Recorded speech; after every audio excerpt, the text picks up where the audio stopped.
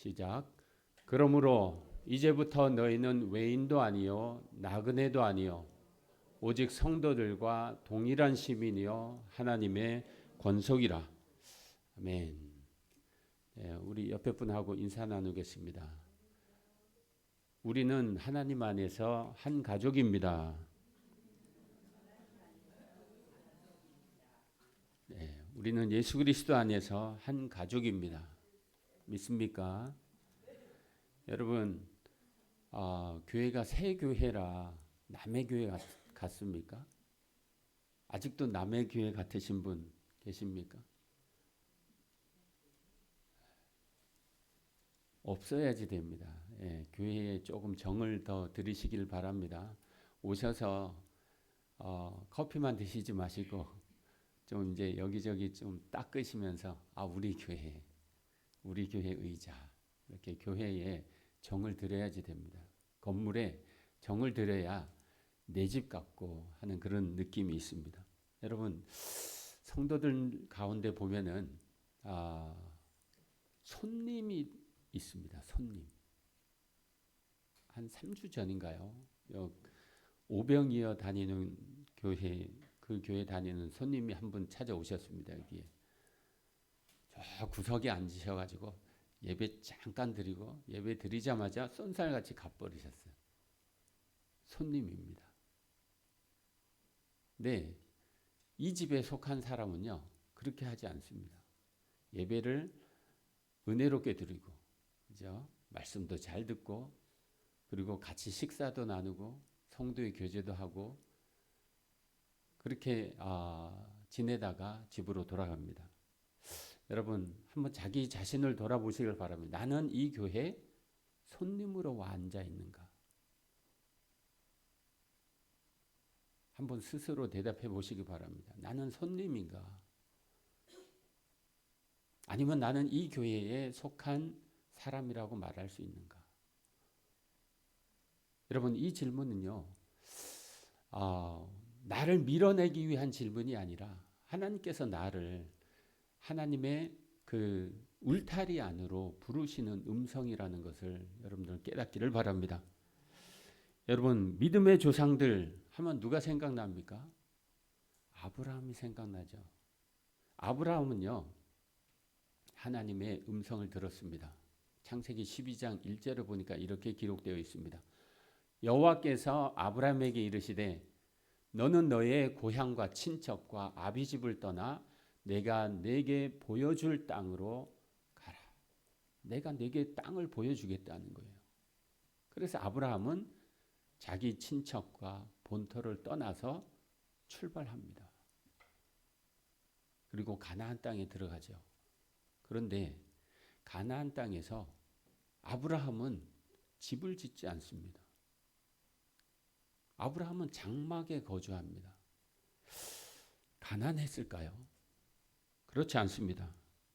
히브리서 11장 9절에 보니까 이렇게 기록되어 있습니다. 믿음으로 그가 이방의 땅에 있는 것 같이 약속의 땅에 거류하여 동일한 약속을 유업으로 함께 받은 이삭 및 야곱과 더불어 장막에 거하였. 장막이 뭐죠? 천막을 이야기를 합니다. 천막. 여러분 천막 생활 해보셨습니까? 천막은요 가난한 사람들이 사는 곳입니다. 또는 집을 잃어서 피난민들이 사는 곳을 천막이라고 이야기를 합니다. 물론 뭐 한 달에 몇 번씩 그 평창으로 천막으로 가시는 분도 있기는 하지만은 여러분 천막은요 본래의 집이 오게 되면 이사하기 위해서 잠깐 머무는 곳입니다. 완전한 집이 아니죠. 불편합니다. 그런데 아브라함이 왜 천막에 살았을까? 목축을 했기 때문에 그렇지 않았나 하고 그렇게 생각할 수도 있습니다. 그런데 보십시오. 창세기 13장 2절에 이렇게 기록되어 있습니다. 같이 읽습니다. 시작. 아브라함에게 가축과 은과 금이 풍부하였더라. 아브라함은요 부자였습니다. 가나안 땅 하나님이 가라고 한 그 가나안 땅에 들어갔고요. 그리고 부자로 살았습니다. 그런데 천막에 살았다는 거예요. 이해되십니까? 우리가 돈을 많이 벌면 제일 먼저 뭘 합니까? 집을 사나요? 너무 비싸서 못 사. 차를 먼저 사죠. 뭔가를 내가 마음을 줄 수 있는, 뭔가 움직이지 않는, 좀 돈을 많이 번다 그러면 집을 사려고 그럴 거예요. 그죠? 그렇지 않습니까? 여러분, 집은 굉장히 소중한 것입니다. 가족들이 함께 모여서 생활하고 함께 식사하고 그런 공동체를 이루는 그런 자리가 아닙니까? 그런데 아브라함은 그 집을 포기했습니다. 평생 장막에 거주했습니다. 아마 아브라함의 마음에 그러한 마음이 있지 않았을까 싶습니다. 여기는 내가 머물 곳이 아니다 하는 그런 마음 말입니다. 하나님께서 정말 나에게 완전한 장막, 집을 허락해 주시지 않을까 하는 그런 마음이 있었던 것 같습니다. 그런데 이 질문이요, 이 생각이 아브라함뿐이 아니라 그의 아들, 그의 손자 야곱에게까지 이어집니다. 야곱은요, 우리가 다 알다시피 에서를 속이죠. 자기 아버지 야곱이 홀로 집을 떠나죠. 자기 잘못으로 인해서 떠나게 되었지만 에서를 속이고, 그죠? 자기 잘못으로 인해서 집을 떠납니다. 어디로 가야 할지 몰라 할 때에 그때 길에서 돌을 베개 삼아 눕습니다. 근데 하나님께서 사다리를 보여주시죠. 천사가 오르락 내리락 하는 그 사다리를 보여주십니다. 하나님이 야곱을 만나 주십니다. 야곱의 필요를 알아주십니다. 창세기 28장 15절에 보니까 이렇게 말씀하십니다. 다 같이 읽겠습니다. 시작. 내가 너와 함께 있어 내가 어디로 가든지 너를 지키며 너를 이끌어 이 땅으로 돌아오게 할지라. 내가 내게 허락한 것을 다 이루기까지 너를 떠나지 아니하리라 하신지라. 여러분, 얼마나 따뜻한 말씀입니까? 야곱의 상태를 한번 생각해 보세요. 가족과 떨어질 수밖에 없는, 그죠? 자기 잘못이지만은 혼자 남게 된 겁니다.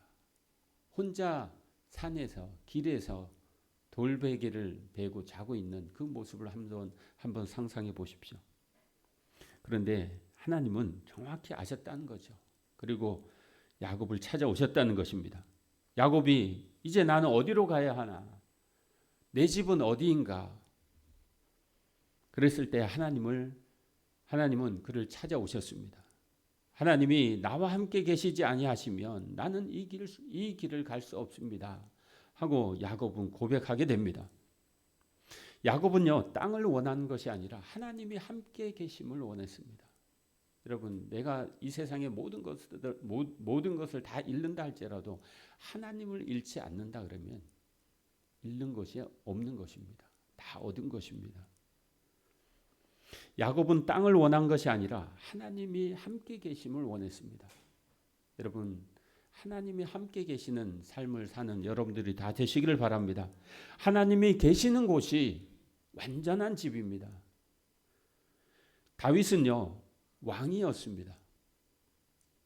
그는 궁궐에 살았죠. 권세도 있었습니다. 그런데 시편 39편 12절에서 이렇게 이야기를 합니다. 시작. 여호와여, 나의 기도를 들으시며 나의 부르짖음에 귀를 기울이소서. 내가 눈물 흘릴 때에 잠잠하지 마옵소서. 나는 주와 함께 있는 나그네이며 나의 모든 조상들처럼 떠도나이다. 다윗이 이렇게 고백을 했단 말입니다. 자기는 나그네래요. 자기는 떠도는 인생이래요. 궁궐에 살면서, 그죠? 가진 거 다 갖고 있는 그 사람이 이렇게 말했다는 것입니다. 이해가 되지 않는 부분입니다. 아마도 다윗은요, 하나님 앞에 하나님과 자기의 관계가 그러한 관계라고 고백하고 있는 듯합니다. 아브라함도 야곱도 다윗도 모두 내가 하나님 앞에 속해 있는 사람인가 하는 그런 질문 앞에 서 있었다는 거죠. 나는 지금 어디에 속해 있는가? 이 질문 앞에 서 있다는 것입니다. 우리도 마찬가지입니다. 나는 지금 어디에 속해 있는가? 나는 정말 이 교회에 속해 있는가? 나는 하나님의 공동체 안에 속해 있는가? 한번 스스로 질문해 보시기 바랍니다. 여기 있다고 해서 이곳에 속한 것이 아닙니다. 내 마음이 온전히 하나님 앞에 드려지지 않는다 그러면 나는 하나님과 관계 없는 사람이라는 것이죠. 나는 손님인가? 정말 이 집에 속한 사람인가? 한번 이 질문에 스스로 대답해 보시기를 바랍니다.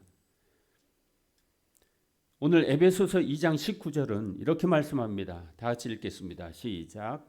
그러므로 이제부터 너희는 외인도 아니요 나그네도 아니요 오직 성도들과 동일한 시민이요 하나님의 권속이라. 에베소 교회는요 이방인들이 있었습니다.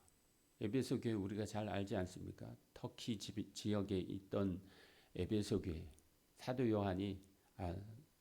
바울이 가장 공을 들였던, 가장 사랑했던, 그리고 계시록에도 나오죠. 에베소 교회. 그 교회에는요 많은 문제점들이 있었습니다. 기존의 신자들과 새로 들어오는 신자들 간의 그런 갈등이 있었습니다. 여러분, 우리 교회는 하나님께서 부흥을 허락하실 것입니다. 분명히 새로운 성도들이 이 자리를 차지하게 될 것입니다. 그랬을 때에 우리가 하나 되어야 한다는 것입니다. 그리고 우리가 준비되지 않으면은 새로운 성도들이 이 교회에 정착할 수가 없습니다. 그래서 우리의 정체성을 분명히 알아야지 되고 또 새로 오는 사람들과 유대 관계를 잘 맺어가야 한다는 것을 말씀드리겠습니다. 여러분, 오늘 이 본문에서 가장 중요한 단어가 뭘까요? 외인, 하나님의 권석 다 중요한데 이제부터가 중요합니다. 이제부터. 여러분, 이제부터라는 말은 지금까지는 그래 왔지만은 이제부터는 아니다 하는 말 아닙니까? 우리는 외인이 아닙니다. 옆에 사람에게 이야기해 주십시오. 당신은 외인이 아닙니다. 당신은 외인이 아닙니다. 나그네도 아닙니다. 스스로 외인이 되고 스스로 나그네가 되지 말기를 바랍니다. 여러분, 베드로를 기억하시죠? 베드로는요 예수님과 3년 동안 동고동락을 했습니다. 그런데 예수님이 십자가에 달리기 전에 붙잡혔을 때 그날 밤에 베드로는 불가에서 손을 쬐면서 사람들이 너도 그 도당이라고 이야기했을 때 그가 부인합니다. 나는 예수님을 모릅니다. 나는 그가 누군지 모릅니다. 심지어는 저주까지 했다고 기록하고 있습니다. 3번이나 예수님을 모른다고 했습니다. 예수님이 얼마나 마음이 아팠을까요? 그런데 예수님이 부활하신 후에 베드로를 찾아가죠. 찾아가서 한 얘기가 뭡니까? 네가 나를 사랑하느냐. 우리 같으면은 야, 네가 어떻게 나한테 그럴 수 있어? 네가 어떻게 나를 모른다 할 수 있어? 어떻게 나를 저주할 수가 있어? 하고 따져 물을 텐데 예수님은 네가 나를 사랑하느냐? 똑같은 질문을 3번이나 하십니다. 그것이 중요하다는 거죠. 여러분, 주님을 사랑하십니까? 베드로가 예수님의 그 질문에 이렇게 대답합니다. 내가 주님을 사랑하는 줄 주께서 아십니다. 주님은 그렇게 대답하는 베드로에게 다시 소명을 주십니다. 내 양을 치라. 내 양을 먹이라. 내 양을 치라 하고 말씀하시죠. 도대체 왜 예수님이 이렇게까지 하시는 걸까? 사람들이 많은데, 제자들도 많은데 하나쯤 포기해도 될 텐데 왜 포기하지 않았을까요? 자신을 저주하는 그 베드로를 왜 다시 찾아가셨을까? 그것은요, 베드로는 실수했지만 그의 신분은 변하지 않았기 때문에 그렇습니다. 그의 신분은 하나님의 자녀입니다. 하나님이 선택한 사람입니다. 우리 지난주에 성경 공부 시간에 배웠습니다. 우리를 하나님이 선택을 하셨는데 언제 하셨다고요? 창세전에 선택을 하셨습니다. 창세전에 이미 우리를 하나님의 자녀로 선택하셨다는 말씀입니다. 그런데 우리는 늘 외인이야. 조금 실수하고 말 한번 잘못했다고 또 신앙생활 좀 게을리했다고 외인으로 우리는 살아가고 있을 때가 많다는 것입니다. 여러분은 하나님 앞에 외인이 아닙니다. 나그네가 아닙니다. 하나님의 자녀입니다. 하나님의 가족입니다. 여러분 탕자 비유를 기억하시죠? 탕자가 집을 떠납니다. 먼 곳에서 모든 것들을 다 탕진하고 아버지 집을 기억하죠. 내가 아버지한테 다시 돌아가서 아버지한테 이렇게 말해야지. 나를 품꾼의 하나로 써주시옵소서. 자기는 이제 아들이 될 자격이 없다는 거죠. 그리고 아버지 앞에 집으로 돌아가는데 본문에는 성경에는 상거가 뭔데 거리가 멀다는 거예요. 너무 멀어서 가물가물하다는 거예요. 누군지 알아볼 수도 없는데 아버지는 알아보고 달려가는 거예요. 달려가서 안아주는 겁니다. 꽉 안아주고 내 아들은 죽었다가 다시 살아났으며 잃었다가 다시 얻었노라 하고 말씀하고 있습니다. 사랑하는 성도 여러분, 우리는 자주 자신을 외인 취급합니다. 나로서는 안 된다. 나는 아직 손님이다. 여러분, 이 자리에 있는 모든 사람들은요, 손님이 아닙니다. 하나님의 자녀들입니다. 창세전에 선택되어진 하나님의 자녀인 것을 기억해 주시길 바랍니다. 오늘 본문은요, 분명히 이렇게 이야기합니다. 이제부터는 아니다. 외인도 아니고 나그네도 아니다. 하나님께서 우리의 정체성을 정확하게 찝어주시는 말씀이죠. 하나님은 선언하셨습니다. 아무리 하나님이 선언했다 할지라도 내 마음은 아닌데 여러분 우리 마음이 중요한 것이 아닙니다. 하나님은 이미 우리를 선택하셨고 이미 선언을 하셨습니다. 신앙은요 내가 느끼는 것이 중요한 것이 아니라 하나님이 어떻게 나를 부르시느냐가 중요하다는 것입니다.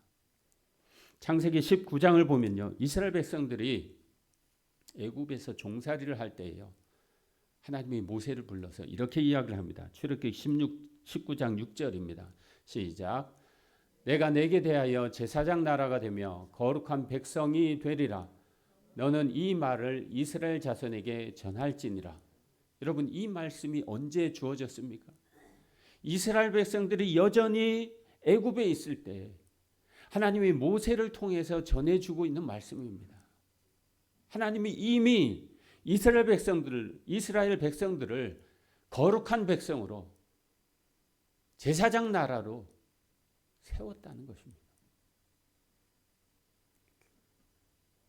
순종한 후에가 아니라 자격이 있을 때가 아니라 아직 준비되지 않았을 때 하나님이 부르셨다는 것입니다. 이 얼마나 큰 은혜입니까? 다윗도 마찬가지입니다. 사무엘이 기름 부을 때 그때 겨우 10몇 살 되는 어린 소년이었습니다. 그가 곧장 왕이 된 것이 아닙니다. 이리 쫓기고 저리 쫓기고 죽을 고비를 엄청 넘겼습니다. 그럼에도 불구하고 그의 신분이 변하지 않았습니다. 하나님께서 그를 왕으로 세우셨고 결국에는 왕이 되었습니다. 신약에서도 마찬가지죠. 예수님이 제자를 부르실 때 너희는 훈련소에 가서 6주 훈련을 받아라. 여러분 군대는요. 군대 가면은 6주 훈련을 받습니다. 아주 죽도록 훈련을 합니다. 막 입에서 단내가 나도록 훈련을 해요. 그 훈련을 마쳐야 자대 배치를 받습니다. 2년도 안 되는 그 짧은 기간을 복무하기 위해서 6주 훈련을 한다고요. 근데 예수님은 훈련소가 없어요. 나를 따라오너라. 내가 너희를 사람을 낚는 어부가 되게 하리라. 그렇게 말씀을 하셨습니다. 그래서 오늘 에베소서 2장 19절은요. 이렇게 이야기를 합니다. 마지막 절에 보니까 너희는 하나님의 권속이라. 권속이라는 말이 무슨 뜻입니까? 가족이라는 말입니다. 가족. 쉬운 말로 가족입니다. 가족 관계 증명서에 이름이 올라가 있다는 것입니다. 한 가족의 구성원이라는 거죠. 책임이 있고 또 사랑 안에 거한다는 말씀입니다. 여러분, 하나님이 우리를 어떻게 보시는지 그것이 중요하다는 것을 오늘 본문은 말씀해 주고 있습니다. 하나님 오늘 우리에게 이렇게 말씀하십니다. 너희는 손님이 아니라 외인도 아니고 이 집 사람이다. 사랑하는 성도 여러분, 오늘 말씀이 우리에게 전하는 핵심이 무엇일까요? 교회는요, 그냥 드나드는 그런 공간이 아닙니다. 주일날만 왔다 가는 그런 공간이 아닙니다. 여러분, 이 교회가 주일날만 왔다 간다 그러면은 얼마나 아깝습니까? 매일 좀 왔다 가십시오. 매일 왔다 가시는 여러분들이 되시길 바랍니다. 여러분, 교회는요, 필요할 때만 들렸다 가는 집이 아닙니다. 교회는 하나님이 내 집이라고 부른 공동체입니다. 우리는 하나님 아래 하나의 공동체입니다. 그런데 우리는 종종 이렇게 말합니다. 교회는 많지 않습니까? 마음에 안 들면 옮길 수 있죠. 여러분, 교회는요, 가족이라고 말씀드렸습니다. 집을 한번 생각해 보십시오. 가족이 마음에 안 든다고 해갖고 가족을 떠날 수 있습니까? 그건 폐륜하죠. 여러분, 집은요, 불편할 때도 있습니다. 늘 편안한 곳은 아닙니다. 마음이 상할 때도 있습니다. 서운할 때도 있습니다. 그럼에도 불구하고 집을 떠나지 않습니다. 왜요? 우리는 한 가족이기 때문에.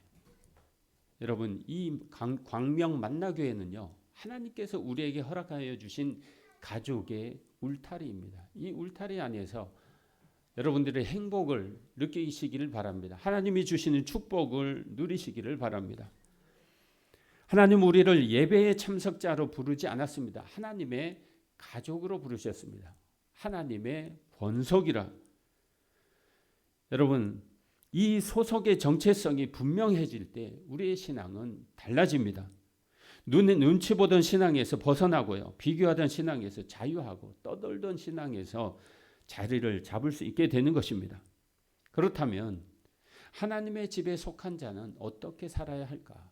첫째로 아버지 집에 속한 사람은요, 하나님 앞에 당당하게 섭니다. 우리는 하나님 앞에 당당하게 자녀로서 서서 하나님 앞에 기도할 수 있습니다. 내가 잘했을 때만 나오는 것이 아니라 연약할 때, 문제가 있을 때 더 앞으로 나올 수 있는 것입니다. 여러분, 문제가 있습니까? 가정에 문제가 있습니까? 하나님 앞에 더 가까이 나아가는 여러분들이 되시기를 바랍니다. 두 번째로 아버지 집에 속한 사람은요, 돌아올 자리가 있다는 확신을 가지고 이 삶을 살아갑니다. 세상에서는요, 실패할 수 있습니다. 낙오자가 될 수도 있습니다. 그러나 가족은요, 실패해도 가족입니다. 여러분, 우리는 서로 힘이 되어주는 그런 관계가 되었으면 좋겠습니다. 하나님이 우리를 한 가족으로 부르셨습니다. 셋째로 아버지 집에 속한 사람은요, 집을 소중히 여깁니다. 손님은 와서 그냥 평가합니다. 이 집은 뭐가 이렇다 저렇다. 그런데 가족은요, 함께 세워간다는 것이죠. 손님은 불편하면 떠납니다. 하지만 가족은 불편해도 함께 고쳐나갑니다. 그래서 교회는 비판의 대상이 아니라 기도의 대상이고, 교회는 헌신의 공동체인 것입니다. 그러므로 우리는 서로 말을 조심해야 될 것입니다. 서로 상처를 입히지 아니하도록 조심해야 될 것입니다. 그리고 서로 기다려주고 이해해주고 또 서로 덮어주고 서로 위로해주고, 그런 관계가 바로 가족의 관계 아닙니까? 사랑하는 성도 여러분, 오늘 하나님은요, 우리에게 분명하게 말씀하십니다. 너는 외인이 아니다. 너는 나그네가 아니다. 너는 이 집에 속한 사람이다. 이 말씀을 들었음에도 여전히 손님으로 이 자리에 앉아 있는 여러분이 안 되시기를 바랍니다. 당당하게 하나님 앞에 나오는 여러분들이 되시기를 바랍니다. 지칠 때 쉬어가고 아플 때 아프다고 말할 수 있는 우리가 되기를 바랍니다. 그리고 이 집에 속한 사람답게 서로 대하는 우리가 되기를 바랍니다. 서로 비판하지 말고 정죄하지 말고 기다려주고 품어주는 우리가 되기를 바랍니다. 이 고백이 나는 아버지 집에 속한 사람이다. 이 고백이 우리의 하루를 시작하게 하고 또 한 주를 시작하게 하고 우리가 넘어질 때 다시 일어나게 하고 흔들릴 때 중심을 잡아주는 귀한 말씀이 되기를 바랍니다. 이 말씀을 삶으로 살아내는 모든 성도들 위해 하나님의 깊은 사랑과 평안이 여러분의 가정과 삶에 충만하기를 주님의 이름으로 축원합니다. 기도하겠습니다. 사랑의 하나님 아버지, 오늘 말씀을 통해 우리가 손님이 아니라 아버지 집에 속한 자임을 다시 듣게 하시니 감사합니다. 우리가 스스로 외인처럼 밀어낼 때에도 하나님은 여전히 우리를 가족이라 불러주심을 믿습니다. 우리가 연약할 때, 우리가 힘들 때 더욱 주님을 찾게 하여 주옵소서. 이 집을 사랑하고 함께 세워가는 믿음의 성도들이 다 될 수 있도록 도와주옵소서. 오늘 주신 말씀을 마음에 품고 아버지 집에 속한 자답게 자녀답게 살아가는 인생들이 다 되게 하여 주옵소서. 감사드리며 예수님의 이름으로 기도합나이다. 아멘.